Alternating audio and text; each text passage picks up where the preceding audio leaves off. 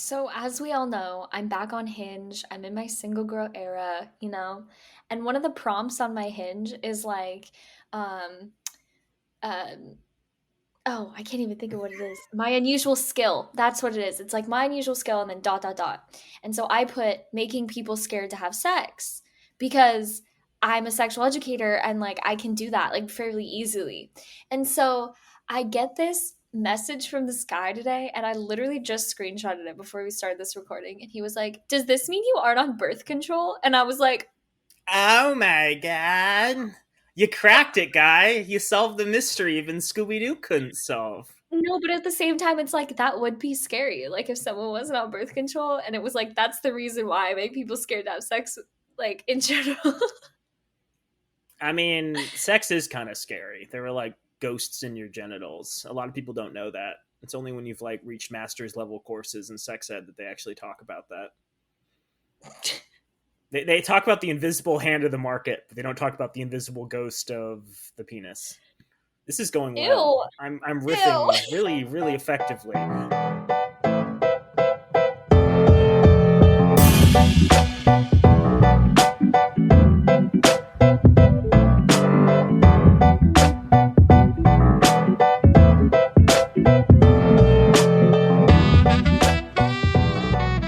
Boy, welcome back, everyone, to a very special episode of Why Will No One Date These Guys? It's a podcast about sex, dating, and relationships. It's also a podcast about podcasting. It's kind of meta in that sense, because I would say easily a third of the podcasts we record have some sort of horrible audio issues. Yep. And last time was no exception because we recorded this entire episode and then we realized that we were recording only my stream of audio because we're doing it remotely. And so it's just like an hour of me talking to myself and being like, yeah, you don't You look like say. you look like one of those unhoused individuals that's so freaking high that you just like you have like therapy sessions with yourself on the side of the street. Listeners, this is what you're missing out on because we are now recording with full video capture. If you subscribe to our Patreon, you will be able to see us, not just listen to our stupid ass voices. You can see our stupid ass faces. Whose face, you ask? That's right, it's Joel Guy, your favorite Date These Guys cast member. And it's Naomi Guy, the only guy in this podcast that no one will date. Damn. We did have some great jokes last episode, and I'm a little disappointed we didn't keep them in. We had a whole extended bit about this being like season 5, and so we're going to replace Joel with Danny DeVito. So I'll have to continue making references to that throughout this episode. And Naomi, you were going to be replaced by Uma Thurman, but I think that we should just record that one-sided podcast. Just we should post it on YouTube just for funsies. That would be interesting, kind of a compare and contrast of how we do it after, a single take.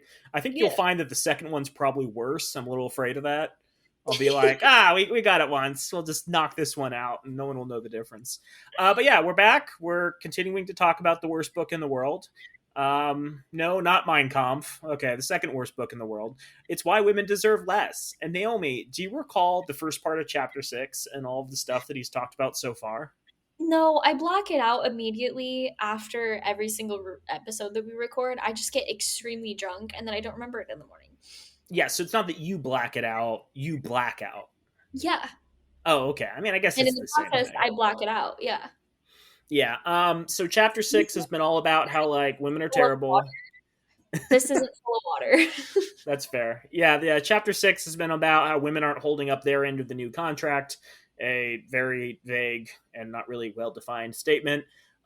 Women apparently take too many vacation days, proving they're not serious about work. Women don't do all the important jobs in society, like stealing people's money in the stock market. So clearly they don't actually care about human civilization. And then I went on a tear after episode 2 of chapter 6, and there could be 4 episodes of chapter 6 because there's just so much to unpack. This is episode 3, by the way, for those who are tuning in late. But I went on a tear talking about how this book is like the 14 points of fascism 101. And how it's really important to look at how he's treating women as like external invaders coming into men's spaces and taking their jobs and ruining their civilization. And if you look at fascist rhetoric, you're like, oh my God, this maps on perfectly to how this man is framing the battle of the sexes in his mind and the mind of everyone who reads it. So good stuff. You're missing out if you haven't listened to that. It's really weird if you're tuning in. You're like, oh, the third part of chapter 6 of a multi-part series on why women deserve less, which is like episode 120 of why women deserve less is when I should first jump in. But we're glad to have you. You should give us some Patreon money. Eh. Yeah. Yeah, so we can jump back in. We did have a drink last time, which I no longer have. I can pretend I'm sipping it. It was a lemon meringue soda. It wasn't very good. It was meringue. It had that foam essence, but I didn't like it. And Naomi didn't taste any of it because she's in a completely different state. As she should. As she should be. Yeah, Naomi As didn't actually move states for her career. She moved states so I wouldn't end the podcast. I was like, here's a separation agreement, 600 miles or more. It's not 600 miles, it's like 350. Oh shit, Naomi, you're breaking the terms of the agreement. You need to Yeah. move to like Oregon. This is a podcast where we learn Joel does not understand the conception of scale. This is also where Naomi's video decides to quit. It was your video that quit. Oh my god, it froze for me and you. That's great. Yeah. We have a special connection. A lot of people don't know that. Also, I'm Yeah. really concerned by how much my mouth stays open when I'm talking. Can we fix that in post? Can we like Henry Cavill a bigger mustache on top of my face? Can we also talk about the fact that in the same week, you and I broke the same toe on the same foot? That Which is is pretty really impressive. Yeah. Love you, BB. Okay, so let's jump back in, Naomi. I do want to mention something for the second time, which I felt was important to open our last episode with, and that is the idea of talking about people in terms of their ability to contribute to society. And we've already debunked like all the reasons that he's discussed where it's like women aren't contributing as much as men are and they're parasites and leeches on human civilization. And I didn't make this explicitly clear. I think it was implied, but like I didn't draw the link, and I feel that's important, you know, especially in a 50-part series about a single book, to really, you know, make all those connections clear and apparent so nothing goes unsaid.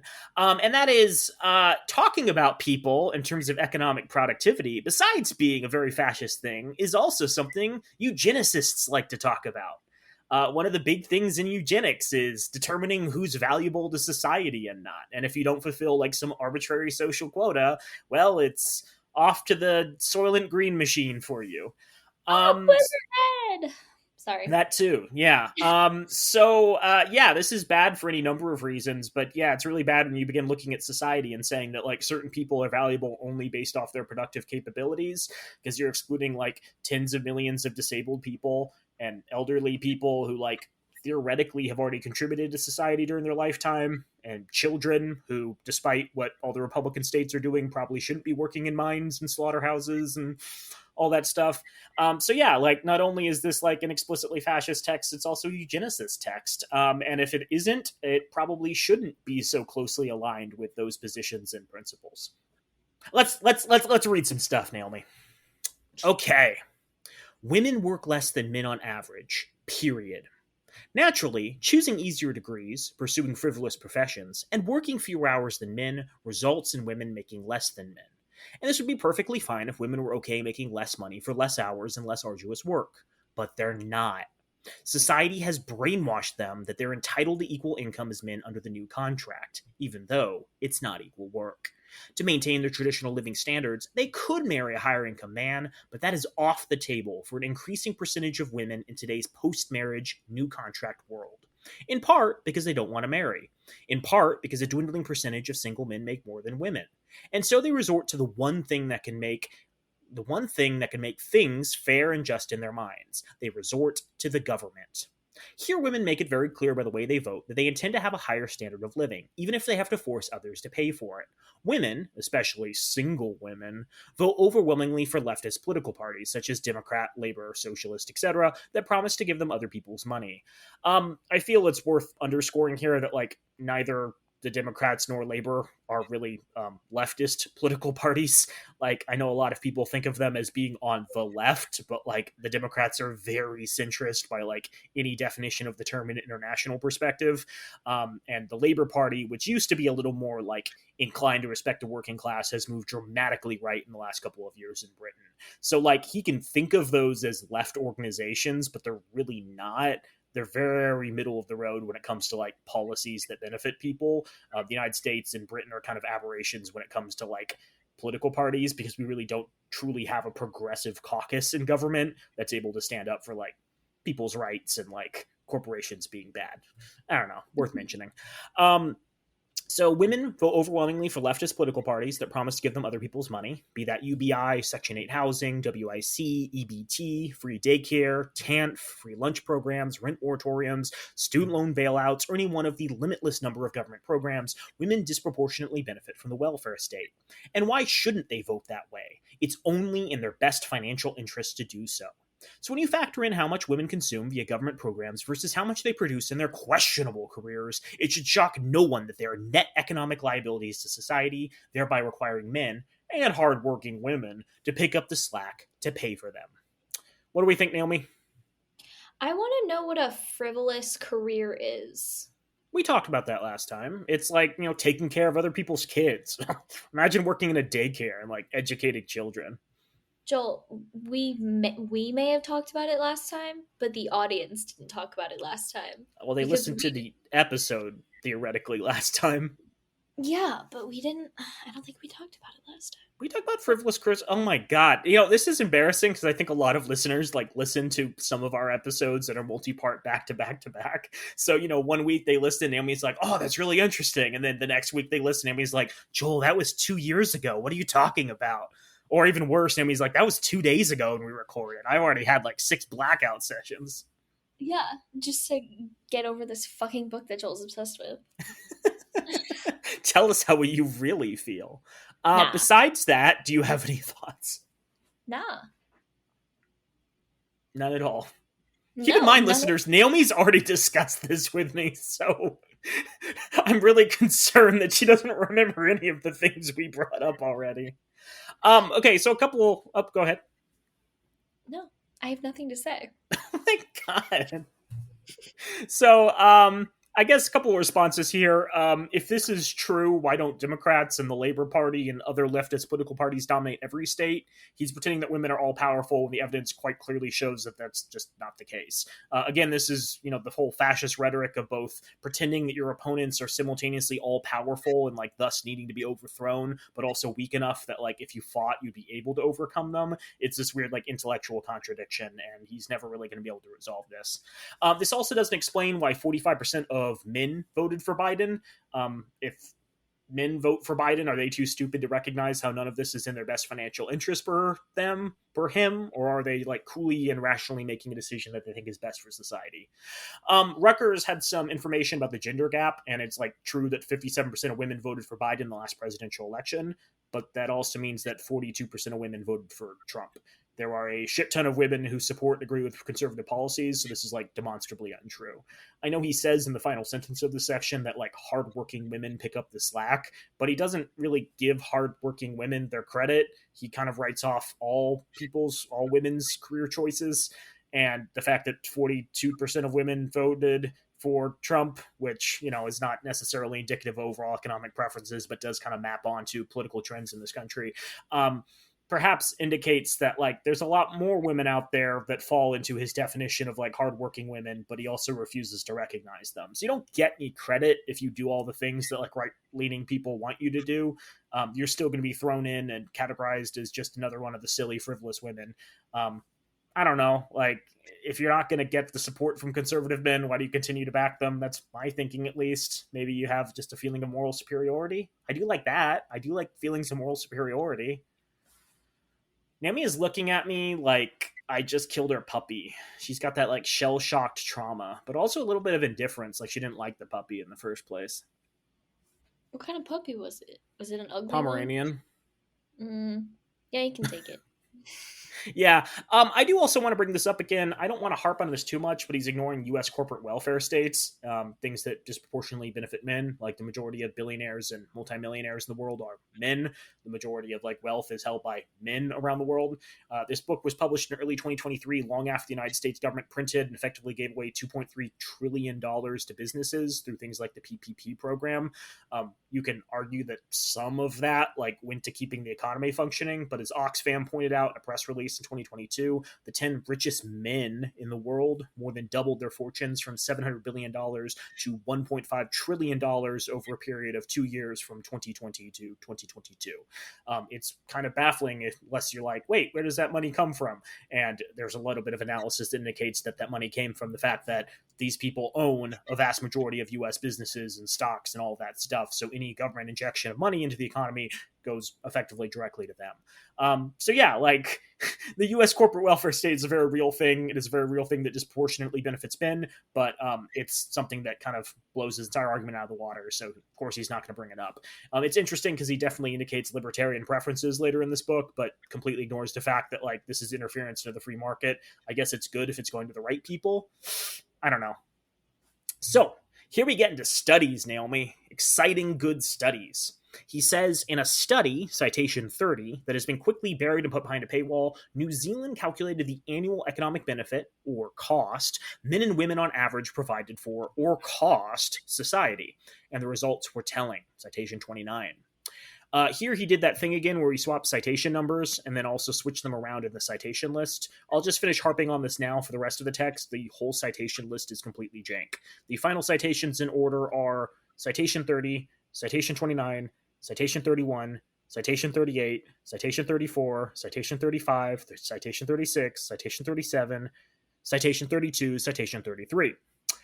I'm not someone who believes that every written work needs to have some insanely high quality of writing and formatting. I think it's good that you can have people who produce works that are of varying levels of quality and that there isn't like a solid benchmark you need to reach in order to publish things out into the world. But I do think this is indicative of the slapdash nature of the text. The only real reason you record things like this is because you wrote sections in a specific order and found evidence for them, and then later decided you wanted to reorder some stuff. So one citation moved above another, and rather than switching numbers around, the writer, in this case Aaron, just said fuck it and moved on. Or even worse is that he's an editor who edited this book and genuinely didn't notice this, and someone paid him for the horrible job that he did, which doesn't say much about Myron. But for people listening who still aren't sold on my criticisms, I think it's easier to think of it this way. The authors don't actually respect you enough to give you a nice product. They've given you like a zine, like a guide to masculinity, which is thrown together in a weekend or two, and then sold at an insanely high cost to gullible people like yourself who thought that they would actually genuinely put time and energy into creating resources to solve your problems. You as a listener / reader are only important to them as long as you can be conned. And as soon as you like call them out for providing poor quality products, they'll just like call you an idiot, call you an asshole, and move on to new marks. Like you only have value as long as you can provide them money. Do you think Joel, that's fair? how were you not conned in this? Like you were spending a lot of time on this book and talking about it and giving. But I pirated the book, Naomi. But you Yeah, still are spending a lot of your energy talking about it. well, it's slightly different because I'm trying to provide resources to tell people who read the book why this book is wrong, and tell people who have to listen to insufferable people who read the book why everything they're saying is garbage. But you're right. Like, I did get caught up, unfortunately. Like, more hours of my life have probably gone towards this than time with my girlfriend. Like, I've known this book longer than I've known Lauren. You know what I'm saying?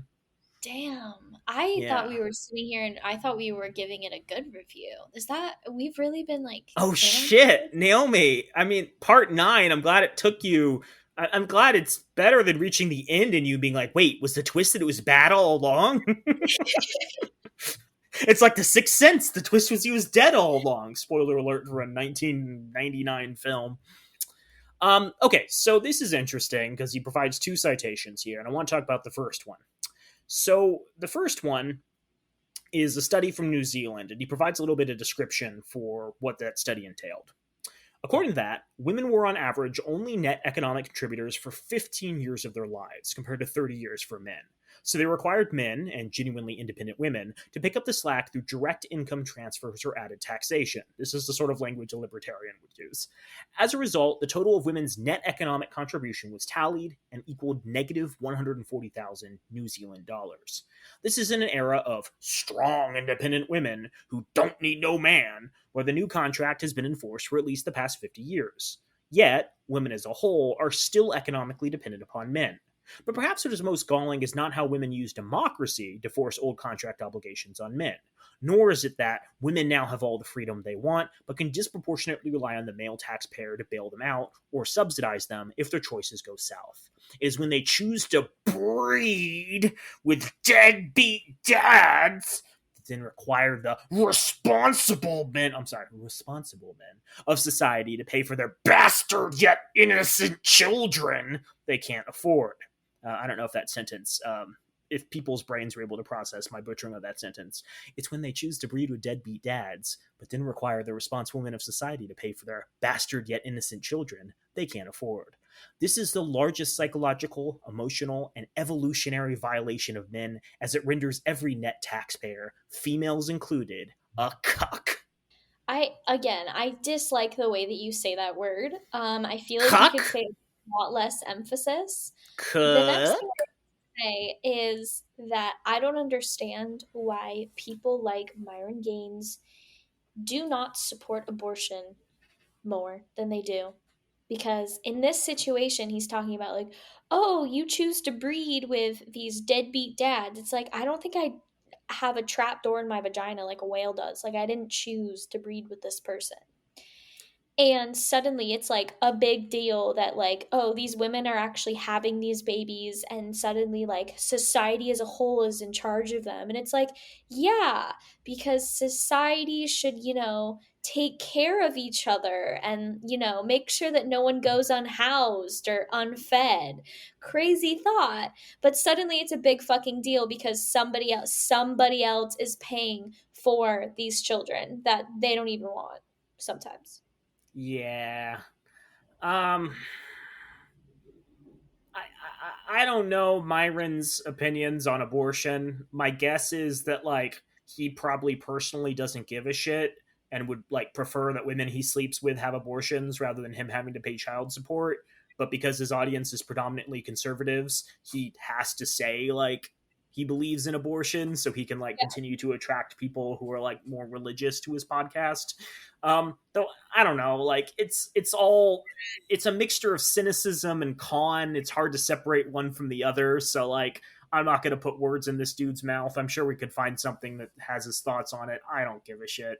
Um yeah, this is like such a bleak view of civilization where it's like I don't want to ever pay for anyone else and it's like you do know how society works. Like there's basic principles involved where it's like if we all pitch in $1 we get this big long road we can drive upon. And of course the libertarian response is like, well, we could have private roads and that would be so much simpler. And it's like, well, you don't want women to exploit men but you're fine with a bunch of giant corporations exploiting all of society. I don't know if that solves your problem. It feels you're just shifting the balance of power towards people who are far more powerful and like have guns and the ability to enforce whatever they want. I don't know. Like, I'm not going to say everything about libertarianism is like a completely flawed moral compass, but it's just completely baffling when you try to map it onto the real world. Um, yeah, so let's talk about this study. So he said in the first part that they had put this study behind a paywall. They had buried it and put it behind a paywall because of like how devastating it was to arguments that women like carry their own in society, and that's not true. It's not behind a paywall. If you go to the link he provides, you can access a PDF of the entire article by clicking on a button at the top called Open PDF in Browser. It's a big prominent button which is visible on the top and the bottom of the page. The paper also has been accessible online since 2013 and is yet to be taken down. It's interesting because it's almost like scientists are more interested in truth and pushing a narrative that supports their own conclusions. I don't know. It's weird. Let's dig in. So the paper is titled The Distribution of Income and Fiscal Incidence by Age and Gender, Some Evidence from New Zealand. It is by Omar Aziz, Norman Gamal, and Athene Blas. It was written in June of 2013. So I don't know if New Zealand is a great example that can be compared to others countries. Like they're kind of unique insofar as they're a South Pacific nation with a strong economy. They have really good relations for the most part with other nations. They have great weather. They also have universal health care, which is a big difference between New Zealand and the United States.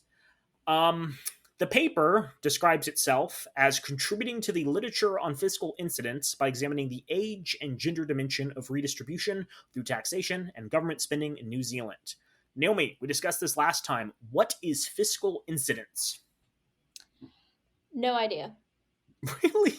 I can't tell if you're doing a bit now. I would find it very funny if like we discuss stuff and then 2 minutes later you're like, what was that? What'd you say? I'm really high right now, Joel. It's legal in this state. It's also legal in Arizona. What are you talking about? It's more legal. I don't know. I've been to California. You go to Venice Beach and you walk 10 feet, and there's a Dr. Green on every corner. There's just some guy who walk in and is like, "Hey, I'd like some weed," and they're like, "Back up the truck." Oh, actually, it's not even medical. It's completely legal. You're right. Yep. Damn, I don't know So what I'm talking about. My brain is still in like 2010. here's the thing. You'll never know if I'm actually doing a bit or not. Joel, what is fiscal incidents? I was going to be really concerned if 10 seconds prior I'd said a word you already forgotten. So I also had to look it up. Per Wikipedia, it is a subdiscipline of economics. It is a combined overall economic impact of both government taxation and expenditures on the real economic income of individuals. While taxation reduces the economic well-being of individuals, government expenditures raise their economic well-being. So fiscal incidence is the net impact on people of government intervention. It's like the absolute value of government intervention. I pay $10,000 in taxes, but get $8,000 in benefits from the government. So that would yield a negative $2,000 fiscal incidence from the government. So every year, like I'm getting negative $2,000 of value from the government. It makes sense from like an economics point of view. You can kind of study like if certain groups are being disproportionately benefited or impacted by government. Um, it's also a really bad concept because like a lot of things in economics you can't really study the thing. You kind of have to look at other factors and draw assumptions about the state of the world from that. So this seems like something that's super difficult to track. Like, how do you actually measure the impact of an armed military or a trained fire department on you? There are lots of things the government does which are like huge expenditures of money, but don't map on easily to like the average person. If we spend, say, $750 billion a year on the military, do we just take that and divide it by like every American citizen? Because I'm pretty sure that like the military isn't having a direct impact on my well-being, but it is a government expenditure designed to like benefit us. It's just a really fuzzy concept, and you can understand how like there's a lot of things government might do that might not map directly onto you, even if allegedly it's helping some part of America. Second, there's also a lot of benefits that like the government does that do directly impact people, but that people individually in society probably don't benefit from. So, like, one example would be well funded schools. I benefit from a well funded high school, even though I'm not in high school.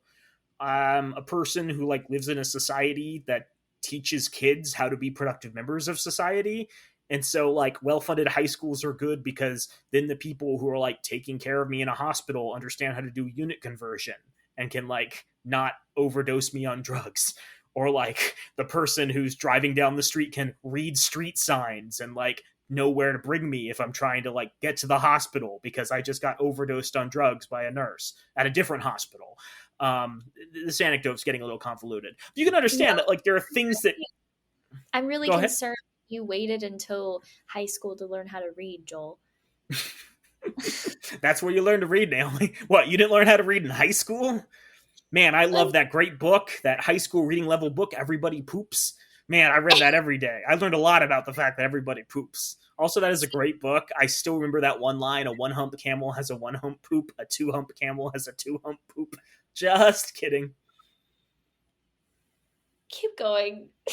Okay. Yeah, so like fiscal incidence makes sense in theory, but when you start to try to like apply it to the benefits government offers, there's a lot of things government does that like do benefit certain people, but not everyone.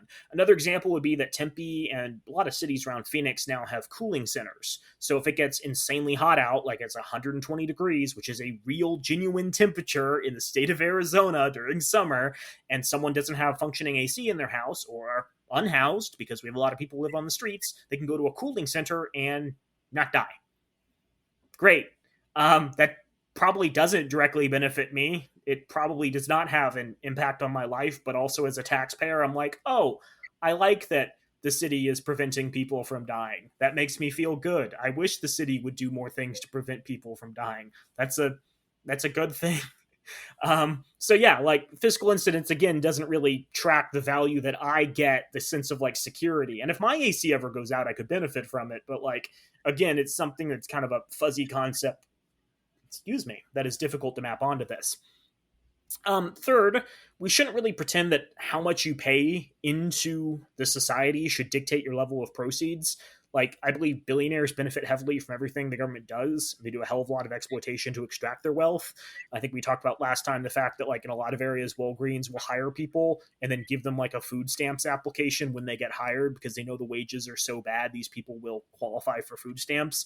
And so that's a way that, like, Walgreens is directly subsidized by the government because the government is taking care of the vast majority of all the people it employs. Um, we don't tax billionaires nearly enough in my mind. Wow, I know, what a crazy revelation. And it wouldn't really make sense if we taxed them $100 million a year and then they demanded $100 million in social services back as compensation. That's not really how society works. Like, you make an obscene amount of money with the fact that, like, we have roads your trucks can drive upon. We've taught students how to be productive members of, like, the workforce, and now you're employing them. We prevent the students from the workers from dying because we have them on food stamps. Like, you're benefiting a lot. You shouldn't be able to, like, then demand $100 million in benefits back. That's kind of the price you pay for being able to exploit people in our economy. Finally, there's, like, lots of ways people could benefit society and in turn the government, and that doesn't really seem like something that could be easily accounted for. If I, like, eat healthy and exercise a lot in a country of universal health care, I probably reduce the cost of health care for the government by tens of thousands of dollars. If I provide childcare to my neighbor's kid and then they don't take them to preschool at a place that provides universal pre-K, I probably save the government money.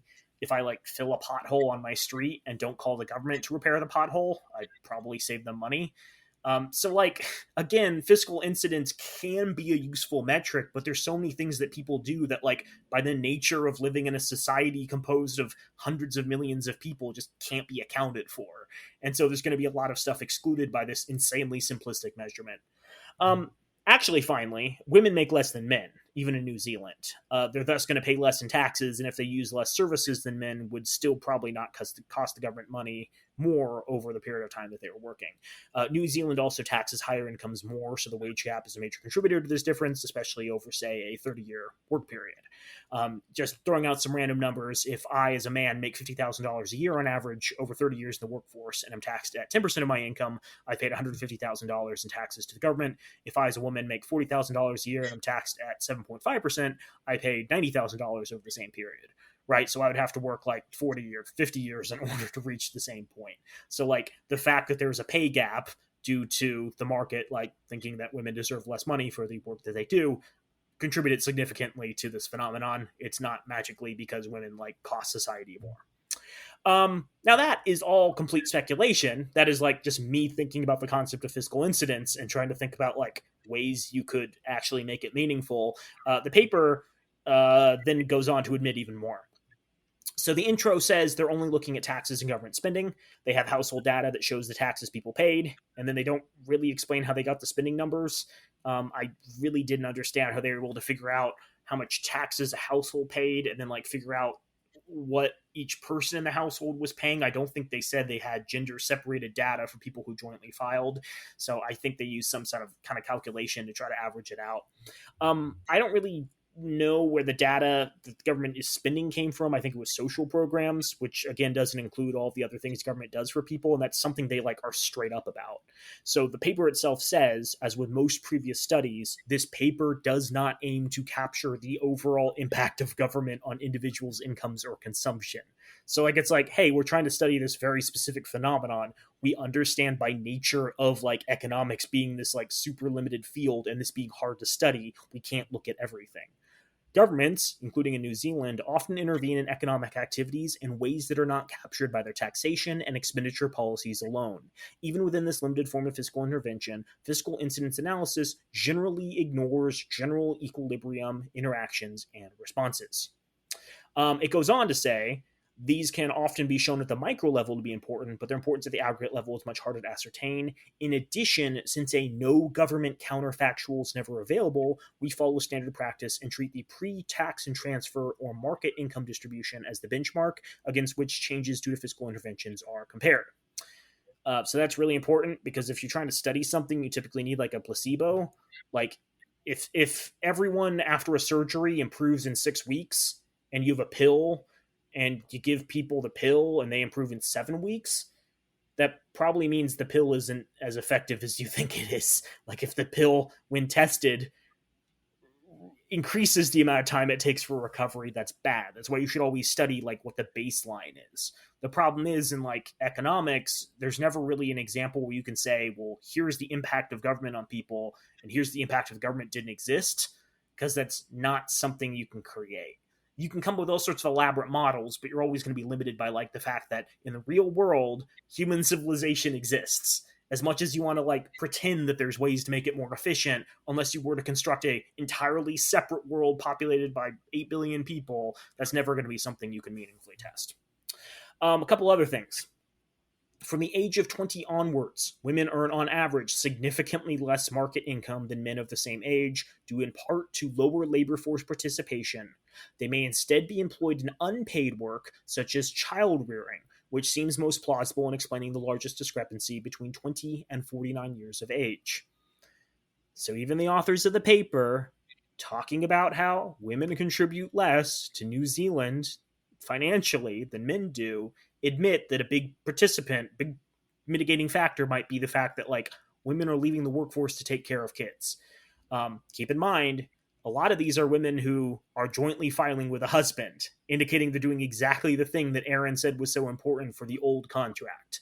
So they're following the ideal living arrangement that he says that we should all strive for in a society that made society function, but for some reason that's a bad thing. We could just not have women. I think we could just not have women like raise kids. They could just birth the kids and then just send them off immediately and not have that like bond that you need with your parent, and just send them straight into military school. I was gonna say military school too. I was like, what if there's a conveyor belt and we put Yeah. on little like, oh my god, a baby military uniform, and they have like baby guns that are like easier on the fingers. I Maybe don't they know can if that bite the gun and it shoots. I don't know if that would save the economy more money, or like would the economy collapse if the baby market was gone because you're just giving up your child to the No, military. no, because the war machine, Naomi. And the big thing is this would actually save the military money, because children are much smaller than adults. So think about how little money you'd have to spend on uniforms, You right? know that movie that came out, I don't know, Yeah, I was in grade school. It was like Spy Pets or whatever. And it was like a mole and a guinea pig and a rat, and I don't know. It was all these different things, and they were like spies. I'm just imagining like little toddlers that are trained by like muscle memory and stuff. Cause like you can train a kid to like know basic water safety at like 6 months old.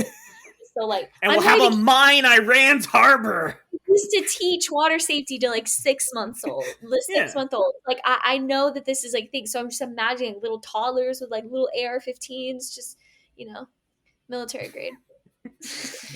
but they have to be cute, like like bright yellow. They'll have like Bluey, or what's Yeah, another kid mascot? We'll have like all the Sesame Street characters teaching them how that's to like Rachel. load rifles. Exactly. Elmo Yeah. wants you to kill the invaders. You talked about earlier like the whole issue where children are being hired into like meat factories and shit, and Yeah, it's like why not just get them straight in the military? Like let them see what the world is actually like, guns blazing. yeah. I think children have had it too good for too long, learning about the Yeah. history of the United States and what a pronoun is. Actually, we shouldn't want. Yeah, we don't want to teach them pronouns. Let's just teach them what adverbs are and leave it at that. But Yeah. yeah, they learn about history. They learn physical education. They learn how to tourniquet a wound. Those are all like useful life skills. I use those on the regular, Naomi. Every Yeah. day I'm going to work and have to tourniquet wounds. You also have to like learn how to spy on other countries and like learn a bunch of different languages. Like this is good stuff. This is Kids stuff love you, playing pretend. They'll be the yeah, perfect infiltrators. exactly, Hmm. exactly. I'm gonna That do was, a remake of Tinker Tailor Soldier Spy, but it's just like a bunch of 4-year-olds infiltrating like different countries, and it'll be like a little baby. He's like Tinker Tailor Sailor Spy. you know that one Medea meme that's like, "Whose white baby is this?" I'm I just don't. imagining there's this like Medea meme, and it's like, "Whose white baby is that?" And I'm just imagining like little kids infiltrating like foreign countries, and people just looking down and being like, "Whose white baby is that?" Yeah, so Aaron supports women being mothers, but also women being mothers is really, really bad because they cost the government more. The other big thing that the authors note is that women live longer than men, and that's when the majority of their costs emerge. So, as we've talked about in prior episodes, women tend to go to the doctor more, and this allows them to identify stuff early so it doesn't become like a giant cancerous mass in them, unlike men who don't like having prostate exams and allow problems to fester until they're kind of out of control and require costly interventions. And so this largely explains like the 4-year lifespan gap between men and women, and New Zealand is no exception. The superannuation entitlement age of 65, sorry, after the superannuation entitlement age of 65, women on average still receive more life income support than men, with the discrepancy reaching 20% in the over 80 demographic group. Life expectancy affects trends given that women are expected to live longer. Again, this is all according to the study. Life expectancy at birth averaged over 2008 to 2010 was 78.8 years for men and 82.7 years for women. This results in women on average outliving their partners by 4 years during a period when their health insurance rates and the amount the government is paying for their care skyrocket significantly. So women take better care of themselves. This in turn means that they live longer, and this means that the government pays more. They drain resources. That's what women do their entire lifetimes. They just drain resources. Yeah. So he's trying to argue that women are a net drain on society, but his example is New Zealand. The study admits it can't account for more than a fraction of the things people contribute or receive from the government. Women make less, even in New Zealand, and thus pay less in taxes, which is more of an issue you should have with the income tax system than women. Women take time off for work for things like pregnancy and then childcare, which kind of sounds like what he wants under the old contract, but instead uses that as another reason they're bad. And women tend to take better care of themselves, live longer, and then rack up medical bills, which is the biggest contributor to the gap after age 80. Woo, really making your point, Aaron. Really, really kicking ass and taking names. This is the hard hitting analytics that we've come to expect from you. But, as we've talked about before, like, this is kind of the problem with the bullshit that he's spouting. It's very easy to make the claim. It's much harder to unpack all of the many, many reasons it's wrong. Um, like, he wrote 2 paragraphs, and I've spent the better part of like 35 minutes discussing them. So unfortunately, yeah, there's always going to be the advantage on that front to just say whatever you want and hope that no one calls you out on it, or that maybe people do call you out on it, but no one wants to listen to their elaborate explanations of all the stupid reasons that you're an idiot. Hold on. It's kind of like when you're like learning to write and write successfully, and your English professor, English teacher is like, you can't just pick and choose quotes out of paragraphs. You have to give context, and the context has to fit. And you're just like, no, I just need this one sentence with no context. And this is exactly what he's doing, but he's like putting in his own context in the sense of like, he's like, I need just these 3 words, and that's it. But also, this entire paper is about why women suck, and also this paper is you need to pay for it, so obviously don't look into it. Oh yeah, like I have sources, bro, but you can't check them. They're in Canada. You can't go to Canada. They're stored there, and you can't cross the border, and they don't have internet in Canada, so you can't check it. Yeah, it's a little desperate. So here's the fun part. He mentioned 2 citations in those 2 paragraphs, but only goes into detail on one. And I didn't really think too much about it, but I have been checking meticulously all of the citations, and boy, I'm glad I've been doing that because I found some interesting stuff. So the article he's citing in the second one is an article from a website called Visionary, and it's titled "How Expensive Are Women?" How So expensive are they? Sorry. yes, the answer is yes. At Oh, okay. least 50, maybe 60. Okay. Mm-hmm. we'll call it widgets. They're 60 widgets. That's how much a woman is. I know a great guy will sell you one if you're Oh, interested. okay. Mm-hmm. So Adavisionary is a very cool, not at all racist website. Um, One question I had when I logged on here was, what is an Adavisionary? Do you remember what an Adavisionary is, Naomi? If you say racist, you're probably right. You want to just go with that? Yeah, sure. Oh, okay. Yeah, that's a good guess, Naomi. I can't believe you came to that conclusion. So, according to the website, on their About section, an Adavisionary is a person who looks at ideas, beliefs, and philosophies of the past to gain a perspective not available in the present, to try to understand where society and culture is heading towards in the future. Many of the heroes of the Dark Enlightenment could also be described as Adavisionaries. The majority of the ideas held by the neo reactionary crowd were commonplace only a few hundred years ago. Some common examples of neo reactionary ideas include traditional marriage and gender roles are better for society. Biological differences between genders and races are real and have practical consequences. Distrust of pure democracy and mob rule. A belief in hierarchical social standards. And economic realism.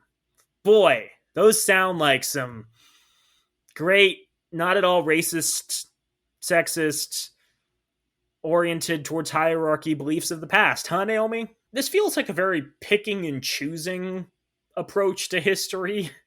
Like, yes, in the past, a lot of people supported slavery. That doesn't mean it was right. It doesn't mean that society was better for it. But also, there were a lot of people in society who were opposed to slavery. So if you were to look at the past and say, I'm going to pull the best ideas and apply them to the modern era, how does an Adavisionary approach that? Does he go with the crowd, the majority of people who are okay with it? Does he go with the great thinkers of the time, the people who were probably opposed to it? I don't know. It seems weird that he just leans automatically towards the racist interpretation of history. That could just be my own prejudices speaking. So I don't want to put words in the mouths of the brilliant people who are atavisionaries. I think we should let them speak for themselves. They say ideological atavisms from previous period are largely suppressed in today's cathedral-driven political landscapes, and as such a climate, it takes a dissident visionary to push against and see past the lies to find truth.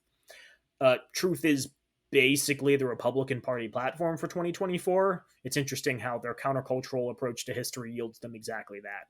Weird. One of the advantages of being an atavisionary compared to a regular visionary is that many of the ideas have already been exercised in the real world in the past, so we already know that they work in practice. So what ideas? They've described a couple, but then they give a bunch of book recommendations. These are books you should read to know more about the truth of history and Western civilization. So these are the books you should read if you want to truly understand how atavisionaries think and come to the same conclusions as them. They include The Bell Curve, a notoriously racist and poorly sourced book about why human racial groups have different IQ scores, largely debunked. White Girl Bleed a Lot, a return to racial violence in America, which is just anecdote after anecdote of one time a person of color attacked a white person and how this means that like society is crumbling. Biohistory, Decline and Fall of the West, a 2007 book speculating that since humans share genes with animals, you can look at the racial makeup of society and predict when civilizations will collapse. Like, if certain ethnic groups are more animalistic than others, clearly this means that, like, it's only a matter of time until, like, an asteroid hits us and it all falls apart. The Diversity Myth, a book called Racial Differences in Intelligence, a book called The Consequences of Equality, a book called Liberty or Equality, a book called The Camp of the Saints, a fictional novel detailing how France is destroyed by evil immigrants from the Third World, and a book called Blacklisted by History, a defense of Senator Joe McCarthy. Unrelated, Naomi, do you know that Amazon sells all of these? These are also, I believe, affiliate links. So if you click on one of them, Amazon will give these racists money because they recommended a book on racism sold through Amazon. I feel like even if you had no context behind the book Blacklisted by History, a defense of did you say senator? Yeah, I think he was senator. Yeah, I feel like you should just know right away that that's a red flag if it's a defense of a former politician. Yeah, I think it's fair to say that like maybe 1 out of 100 like politicians from history, you can go back and be like, that was a good dude. That guy had no issues. Wow, we should really learn from that. And the rest you can be like, wasn't Not from my state. I didn't vote for him. Yeah.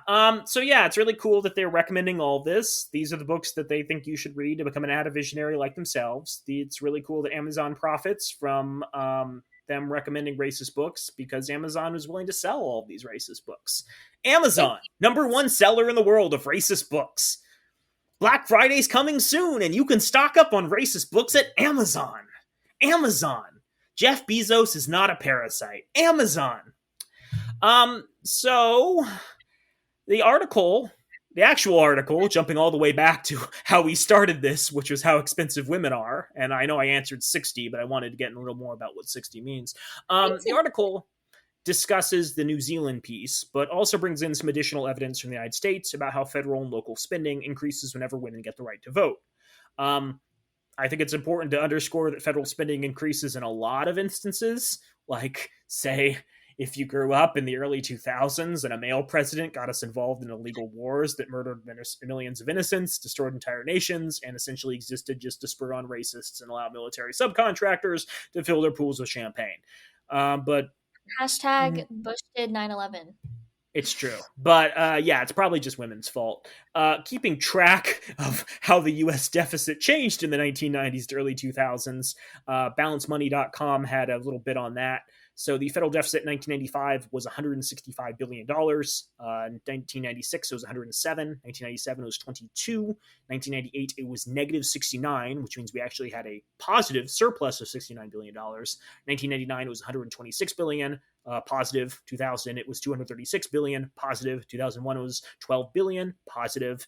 2002, it was 158 billion. Negative. 2003, it was 378 billion. Negative. 2004, it was 413 billion. Negative. 2005, it was 318. Negative. 2006, it was 248 billion. Negative. 2007, it was 161 billion. Negative. And in 2008, it was 459 billion. Negative.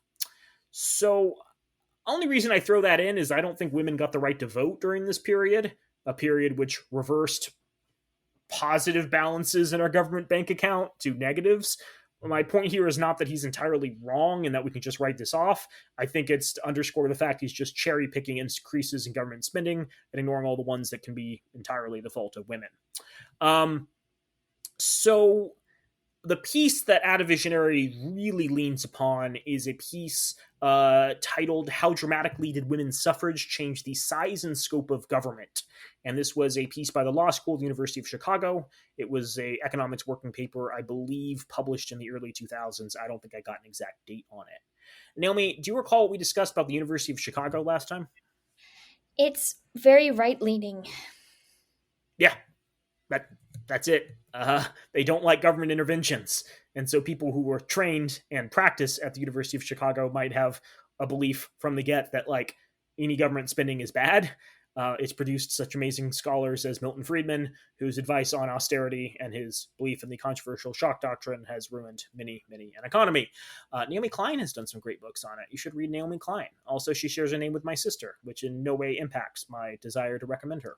My name isn't Naomi, it's Uma Thurman. I loved you in Kill Bill. Thanks. Naomi, do your best Uma Thurman impersonation. Here's my foot.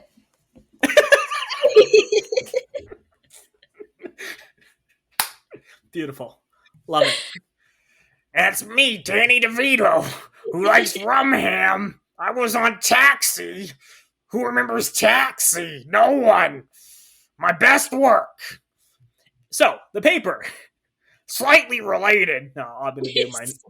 I'm an actor, Naomi, so I can do my Joel voice. Me, Danny DeVito, can do my Joel voice. So slightly related, the University of Chicago has been a fairly conservative institution for years. I feel it's worth bringing up because that provides the context for understanding this paper. The paper says, some caution is needed when reading our graphs as nothing else is being controlled for. That's a big tell that maybe they're ignoring some stuff, but their figures illustrate the dramatic change in state governments when women were given the right to vote. State government expenditures declined for 4 of the 5 years before women began voting, and expenditures reached their lowest point immediately before women were given the right to vote. Within 4 years after women's suffrage, expenditures had risen above their previous peak, and within 11 years, real per capita expenditures had more than doubled from $101 per person to $208.20 per person. Given that the vast majority of spending for the fiscal year that coincided with year zero was decided immediately before women were allowed to first vote, it appears that legislators started approving increased spending only after women began to vote. What do we think about that? Can I just play really dumb here? Oh, you're doing a great job, Naomi. Fuck you, God. No, I just can we talk about how like earlier, I think earlier we were chatting about the fact that the vast majority of the time when women are actually voting, they're voting to like appease their husbands. I don't know if we discussed that earlier, but we can bring that up. No, I okay, it was either in the last episode that never fucking recorded or Yeah, it was in that. yeah, okay, we'll talk about okay, keep going. Yeah, no, I mean, Naomi recalls correctly that the literature seemingly suggested that a lot of women, when they first started voting, were voting directly parallel with what their husbands wanted. Keep in mind, this was not an era where your ballot was necessarily protected. This was an era in which, people might follow you into a voting booth and see exactly how you voted so that they could, pay you off for voting for the right person in your district. Yeah, Ballots are sorry. also no longer protected now. They've never been fully protected, Joel. Well, no, I mean, that's fair too. Like, if you have your ballot sent to your home and you have to vote by mail, there's a very real chance that, like, someone in your household is going to, like, want to see who you voted for. But, again, even in this era when, like, most voting was done in booths, there wasn't that protection either. So even if you wanted to vote independently, there's still a high incentive for, like, women to vote in line with whatever their husbands wanted. But yeah, let's talk about some of the literature. So, the American Bar Association had an article in October of 2021 by J. Kevin Corder and Christina Woolbrecht. It was titled, "Did Women Vote Once They Had the Opportunity?" The American Bar did this piece, and they found that women's participation lagged behind men's when they started voting by nearly 20 percentage points for many, many years. Our estimates of women's turnout immediately after suffrage suggest that women's turnout initially lagged behind men's by a wide margin, while the gap slowly closed. Even by 1936, nearly 20 years after ratification, women's turnout was still about 20 percentage points behind men. Dominant narratives after suffrage and popular and academic conversation put the blame for women's lower turnout squarely on the shoulders of women themselves. As early as 1924, headlines from Good Housekeeping, "Is Women's Suffrage a Failure?" to Harper's, "Are Women a Failure in Politics?" and beyond declare that women's suffrage was a failure because women chose not to vote. And when they did, they voted like their husbands. Lamenting women's failure as women to embrace their role as voters remained a theme for decades. A long story on women voters in the Los Angeles Times in June of 1960, Fem Block Could Run the United States, concludes that today women of voting age outnumber men. Yet offsetting this to some extent has been the fact that women have generally stayed in the kitchen in unhealthy numbers on election day. So, the Chicago article argues that as soon as women start voting, expenditures by the government go up. The evidence indicates women did not start voting immediately and continued to vote in very, very small percentages for many, many years. I think it goes into a little more detail. It discusses how, like, voting was seen as uncouth. Women were homemakers. They shouldn't be, like, exerting themselves in the civic sphere. There were a lot of women who were opposed to the concept of women voting because they felt it, like, made them more masculine and, like, demeaned them and took away from their, like, rightful place as, like, the head of the household. Yeah, it's a messed up situation. But the article wants to pretend that women and only women voting passed all these policies. But the only way these policies could pass is if a large chunk of male voters were voting for the exact same things. And that kind of makes sense, right?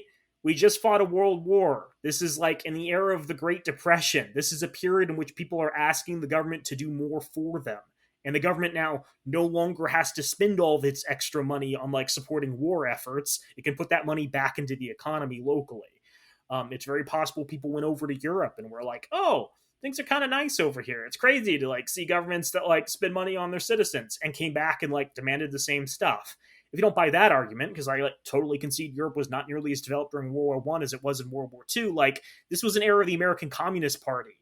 like the anarchist party, like labor unions were incredibly strong. This was an era that American workers demanded more from their government.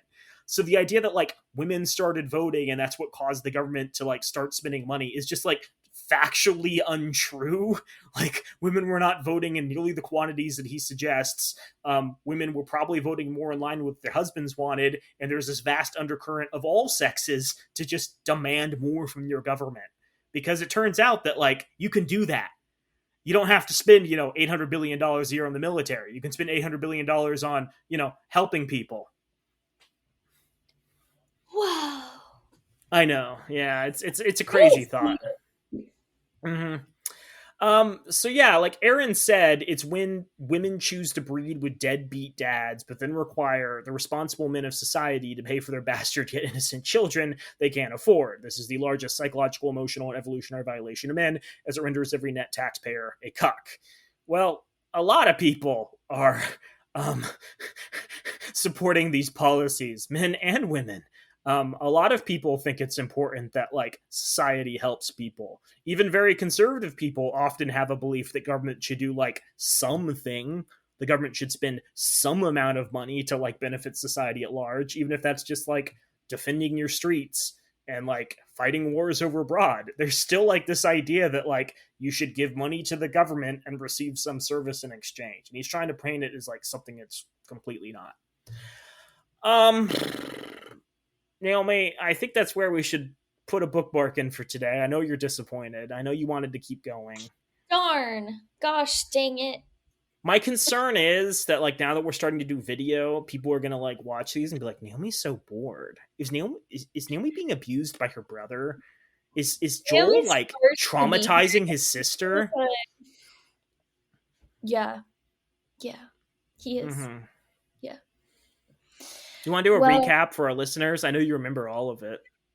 basically, Myron thinks that women deserve less, Oh, and this is a and bad thing. I'm Uma Thurman. I thought this was a pro Myron Gaines podcast.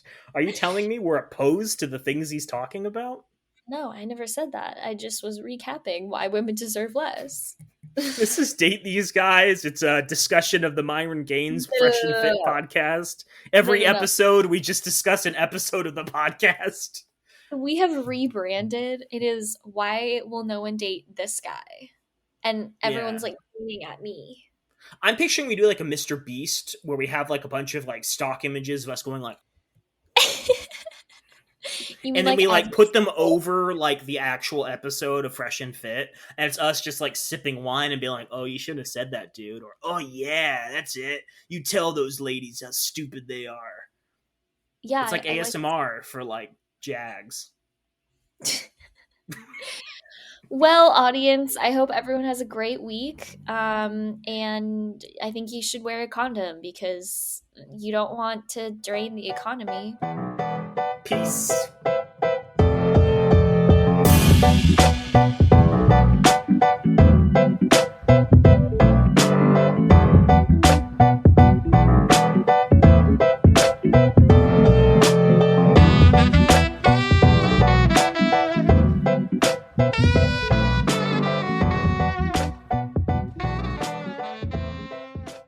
We have many thanks for the use of our theme music, which is the song Drop by Ketsa. You can find more of their music online at ketsa.uk. You can also find Date These Guys online on Twitter and Instagram at @DateTheseGuys or visit datetheseguys.org. If you have questions for the podcast or want to be a wealthy sugar parent, please send an email to datetheseguys@gmail.com. If you'd like to support our work, please consider becoming a patron at patreon.com/datetheseguys.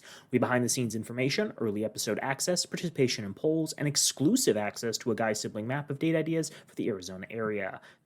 Since the world sucks right now, we are currently donating all Patreon proceeds to trans organizations like the Trevor Project, a trans suicide prevention organization, and moving assistance funds for those fleeing states outlawing their very existence. Please consider becoming a member and supporting our work today.